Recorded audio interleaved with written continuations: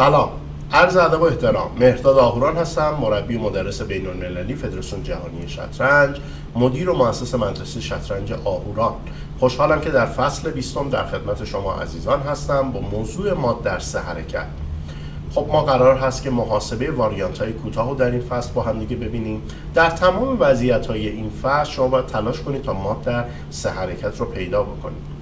خب اگر ما به وضعیت رسیدیم که تهدید مات داشتیم، تنها باید به حرکاتی توجه کنیم که با مات شدن مقابله میکنن. در ابتدا پیشنهاد میکنم 10 دقیقه بدون دست زدن به مهره ها فکر کنید. اگر پاسخ رو پیدا نکردید 10 دقیقه دیگه با حرکت دادن مهره ها در جستجوی راه حل باشید. خب با هم دیگه بریم و تمرین های پیش رو ببینیم. خب در مثال اول نوبت حرکت با سفید هست. قبل از اینکه من پاسخ‌ها رو خدمت شما اعلام کنم، لطفاً فیلم رو استاپ بکنید و خودتون سعی بکنید که پاسخ رو پیدا بکنید. سفید با حرکت فیل C8 یک شبکه ماتی رو برای شاه سیاه ایجاد میکنه. شاه سیاه امکان فرار از این شبکه رو نداره. شاه به خونه C3، فیل به خونه A6 و در نهایت رخ به خونه P3 مات. پیاده C4 آچمز هست و از مات جلوگیری نمیتونه بکنه. میریم به سراغ مثال بعدی. در تمرین بعدی وزیر قرار هست حرکت کنه. وزیر به خونه F7 آمده. خب تهدید مات مشخص هست. وزیر قرار از خونه F8 مات بکنه. ببینیم سیاه چه برخوردی رو انجام داده. به عنوان مثال رخ به خونه E3.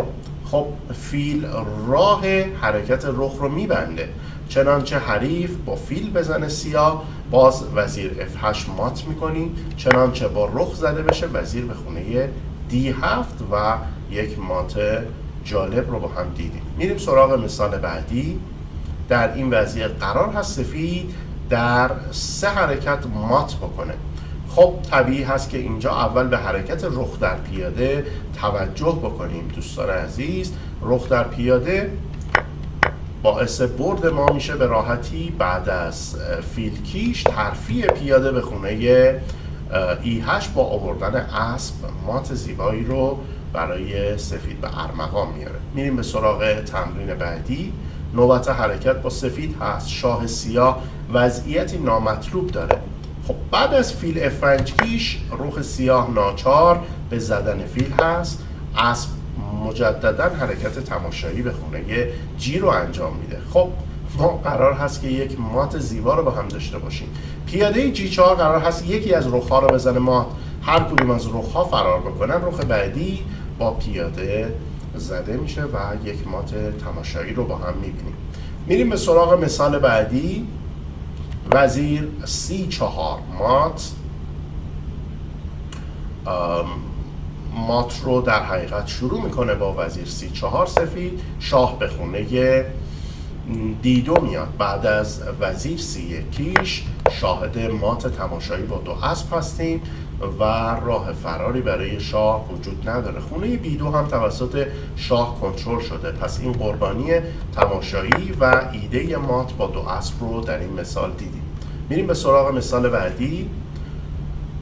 خب در این مثال هم شباهت داره با مثال قبلی. فیل D7 کیش قربانی اسب کیش شاه رو در حقیقت به خونه E7 میکشونیم و با اسب C8 مات میکنیم. مات 4 اسب در حقیقت ایده ای هستش که شبیه این رو احتمالاً شما عزیزان دیدید و خب ملاحظه میفرمایید که با 2 اسب چطور سفید تونست حریف رو کیش و مات کنه.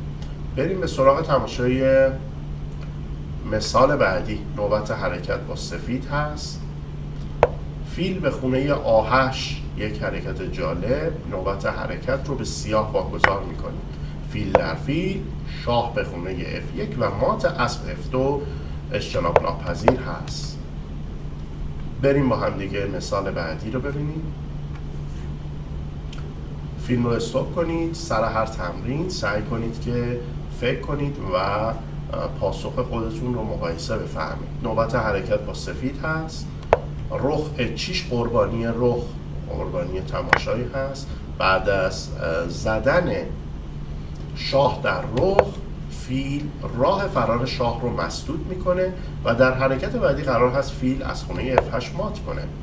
بعد از این حرکت فیل به خونه F4 میاد و مات توسط دو فیل رو شاهد هستیم به نام مات بودن معروف هست. این مدل مات ضربدری فیل ها. بریم به سراغ تمرین بعدی. نوبت حرکت با سفید هست. ایده جالبیه. رخ به خونه H6. بعد از اسب در رخ، اسب به خونه J5 میاد و اسب قرار هست خونه F7 مات بکنه.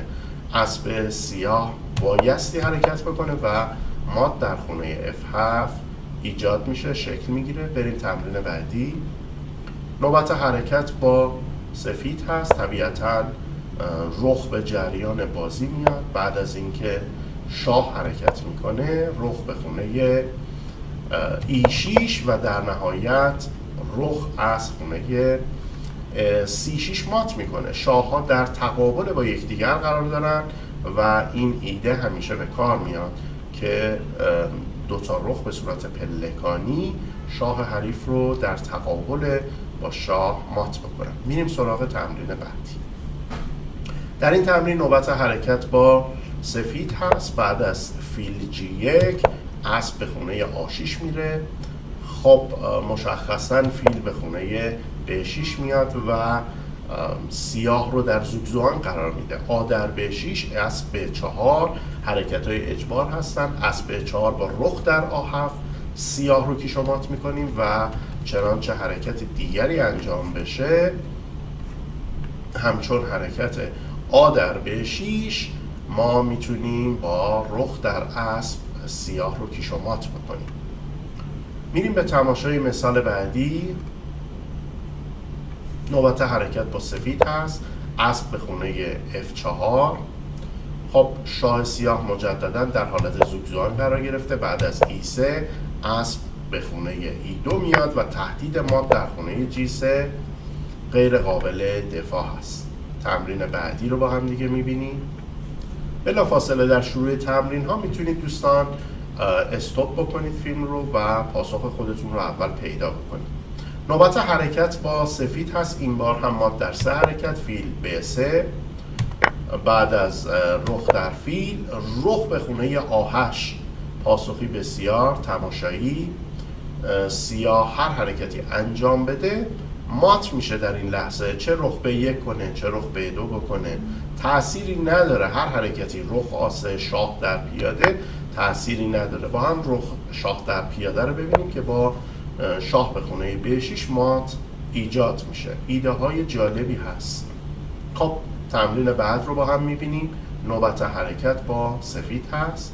فیل F6 و بعد از زده شدن پذیرفته شدن مجددا شاه به خونه F8 میاد با همون ایده اسب F7 که پیش از این هم شبیه این رو دیدیم. خب بریم سراغ تمرین بعدی. ایده‌ای که قبلا هم دیدیم. شاه به خونه F3 میاد. حریف وزیر میاره. بعد از وزیر آوردن کیش اسب در خونه F2 کار رو تموم میکنه و در نهایت فیل A8 هست که مات تماشایی رو ایجاد میکنه. مثال بعدی رو با هم ببینیم. نوبت حرکت با سفید هست. سفید باید اینجا در 3 حرکت سیاه رو مات بکنه. محاسبش بسیار تماشایی هست. وزیر در G3، پیاده در G3 کیش، شاه به خونه G1 میاد. خب حرکت سیاه اجباری هست و مات با اسب از خونه F4 صورت میگیره. تمرین بعد رو با هم میبینیم. مات در 3 حرکت. نوبت حرکت با سفید هست.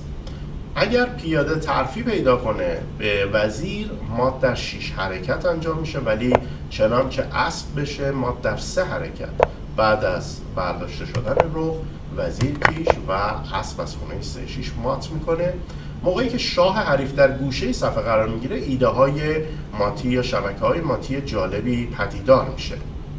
میریم سراغ تمرین بعدی. نوبت حرکت با سفید هست و بعد از وزیر C8 ما در 3 رو شاهد هستیم. شاه مجبور هست به این خونه بیاد. قربانی وزیر در 3-4 باز هم مجبور هست تا قربانی رو بپذیره. اسب B6 یک مات ساده زیبا. بریم سراغ تمرین بعدی. سفید فیل به 7 کیش. سیاه مجبور هست با اسب بزنه. وزیر از خونه 3-6 کیش مجبور هست به پذیرفتن قربانی و پیاده به خونه دی 7 مات. یک مات بسیار قشنگ و دیدنی. میریم سراغ تمرین بعدی. نوبت حرکت با سفید هست. یک مات در 3 حرکت رو دوباره میخوایم برای سفید پیدا کنیم با حرکت جی 4. نوبت حرکت با سفید بود، رخ قربانی و باز هم مات با یک پیاده از خونه ای 4. خب دوستان عزیز، امیدوارم از تماشای این فصل لذت برده باشید. به اهمیت محاسبه و روش تمرین در حقیقت افزایش قدرت محاسبه با این روش آشنا شده باشید. با مات در 3 حرکت، 4 حرکت، 5 حرکت شما میتونید توانایی و قدرت محاسبه خودتون رو بالا ببرید. دیدن صفحه شطرنج بدون تکون دادن مهره ها، بدون دست زدن به مهره ها، این قدرت رو در شما بالا میبره. به امید موفقیت شما و دیدار شما در فصل 21. خدا نگهدار.